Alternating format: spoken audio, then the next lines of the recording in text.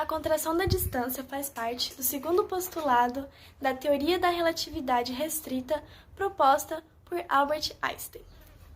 A contração da distância só pode ser percebida quando o objeto está em uma velocidade muito próxima da velocidade da luz. À medida que a velocidade do objeto aumenta, é mais perceptível os efeitos da contração da distância. Mas se a velocidade do objeto for muito menor que a velocidade da luz, os efeitos da contração da distância não são perceptíveis.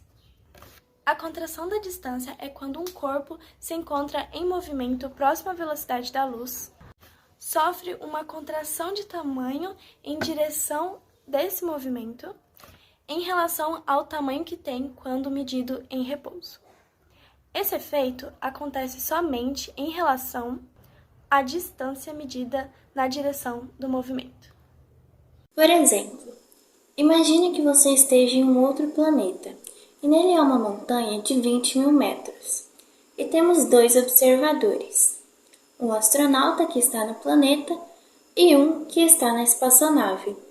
O astronauta, ele está parado, ou seja, ele vê a medida própria da montanha.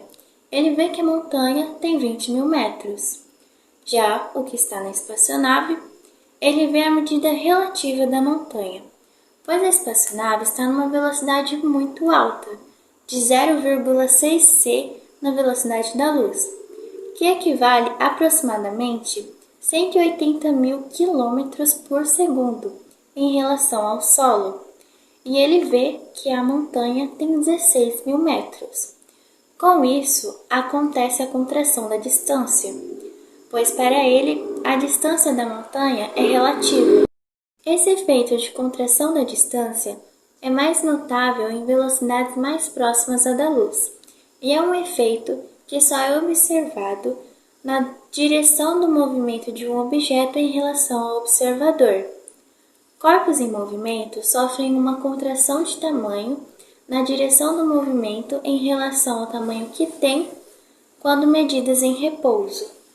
Para que nós possamos compreender a dinâmica relativística, primeiro nós temos que entender a primeira lei de Newton, também conhecida como lei da inércia, que nela diz que a tendência de um corpo em repouso ou movimento retilíneo uniforme é que ele mantenha o seu estado inicial, a menos que haja a aplicação de uma força externa sobre esse corpo. Ou seja, a tendência de um corpo que se encontra parado é que ele mantenha-se parado, pois objetos que se encontram no estado de repouso, eles possuem velocidade nula, de modo que eles mantenham o seu estado inicial, a não ser que haja a aplicação de forças externas sobre esse corpo, que aí desse modo pode haver a mudança da sua condição inicial. Já quando um corpo se encontra em movimento retilíneo uniforme, ou seja, no movimento constante, sem alteração da velocidade, a tendência é que esse corpo se mantenha em movimento, a menos que haja a aplicação de forças externas que podem mudar a condição inicial desse corpo, fazendo ele entrar em repouso. A segunda lei de Newton, ou princípio fundamental da dinâmica, compõe o conjunto de leis de Newton, que fundamentam a mecânica clássica. Resumidamente, podemos dizer que se infligirmos a ação de uma força resultante não nula sobre um objeto, esta manifestará uma aceleração de mesma direção e sentido dessa força. Assim, a força resultante é proporcional tanto à massa quanto à aceleração, mas inversamente proporcional à inércia, capacidade de resistência ao movimento do corpo. Vale ressaltar que caso as forças resultantes gerem um valor nulo, isso significa que o corpo está em equilíbrio, portanto não se moverá. Além disso, como a força resultante é uma grandeza vetorial, a orientação e o módulo devem ser considerados. Para entendermos a dinâmica relativística, é preciso saber que não é apenas o comprimento e o tempo que são afetados pelo movimento relativo. A inércia de um objeto também é variável e sofre os efeitos do movimento relativo.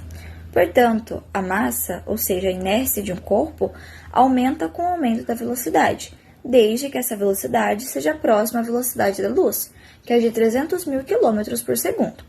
Mas também devemos lembrar que massa é diferente de matéria. Por exemplo, nós temos um elétron em alta velocidade. A quantidade de matéria continua sendo de um elétron, mas a sua massa ela aumenta em relação ao referencial ao qual ele está em movimento. De acordo com a explicação da Suzy, A massa de um corpo aumenta conforme a velocidade do objeto aumenta em relação à velocidade da luz. Então, para entender a energia relativística, é preciso saber que se um corpo tem massa, ele tem energia. E essa energia é dada pela relação da massa com a velocidade da luz. Portanto, o valor da massa desse corpo corresponde à energia contida nele. Assim, surgiu a expressão de equivalência massa-energia, criada por Albert Einstein.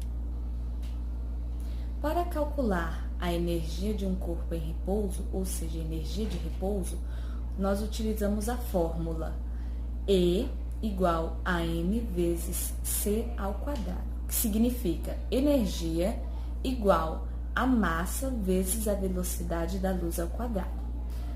Outra, para calcular a energia de um corpo em movimento, ou seja, energia total, utiliza-se a fórmula E igual a massa vezes a velocidade da luz ao quadrado, dividida pela raiz de 1 menos v, que é a velocidade do objeto, dividido pela velocidade da luz, tudo isso, né, a velocidade da luz e a velocidade ao quadrado.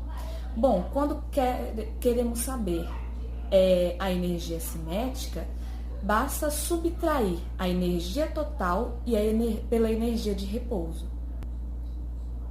E um detalhe, vale lembrar que a velocidade da luz, que é representada pela letra C, é um fator de transformação entre a massa e a energia, que são duas grandezas físicas diferentes. Quando a velocidade de um objeto ela é muito menor em relação à velocidade da luz, utiliza-se a fórmula abaixo, que é energia igual a massa multiplicado por velocidade elevado ao quadrado e dividido por 2.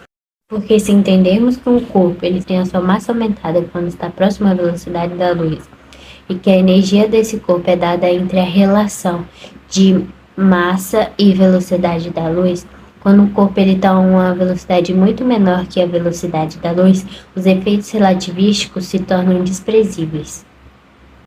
Isso quer dizer que essa teoria ela só se aplica quando o objeto ele está próximo ou na velocidade da luz.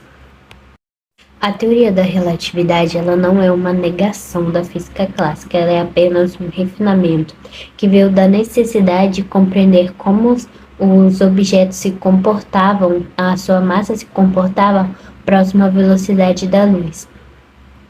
As verificações elas só foram possíveis muitos anos depois que Einstein elaborou essas teorias.